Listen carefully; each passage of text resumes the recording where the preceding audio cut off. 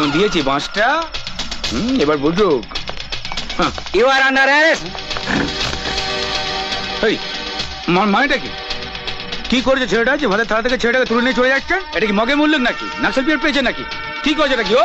ডিআইজির case. চলুন। DIG case? হাতটা ছাড়ুন, চলুন।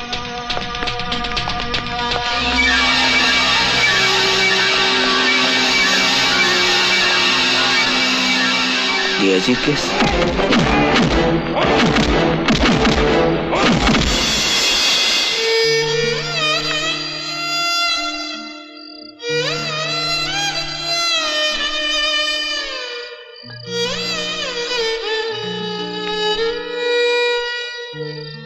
চিন্তা করিস না, সব ঠিক হয়ে যাবে। আল্লাহ আছে না?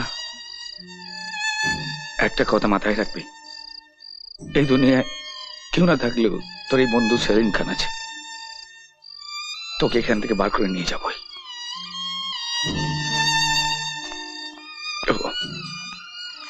এই তোর জন্য কিছু খাবার এনেছিলাম, ডাইরেক্ট কোনো খাবার দেওয়া যাবে না, আমাকে দিন।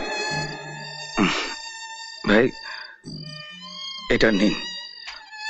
বলছিলাম যে আপনি তো এখান থেকে কিছু নেবেন, আমার এই দোস্তের জন্য যদি কিছু বেঁচে থাকে দিয়ে দেবেন।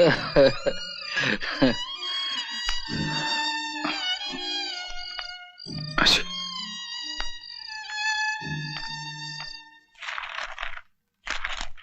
ডিআইজি কেসটাকে খুব ক্রিটিক্যাল ভাবে সাজিয়েছে।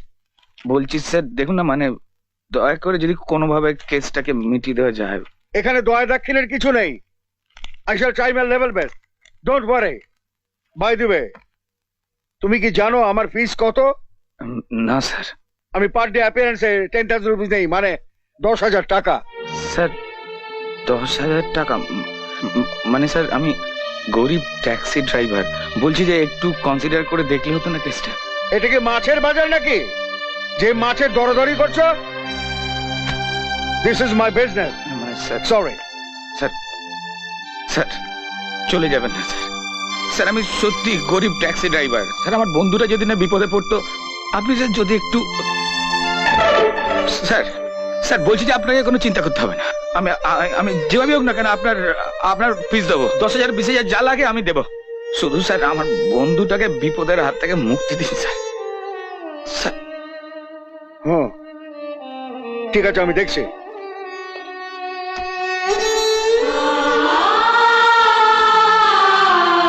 কত চাই? 10,000। 10,000? দেখে নে, কষ্টি পাথরে ভালো করে যাচাই কর। 5 5 10 আছে। নমস্কার।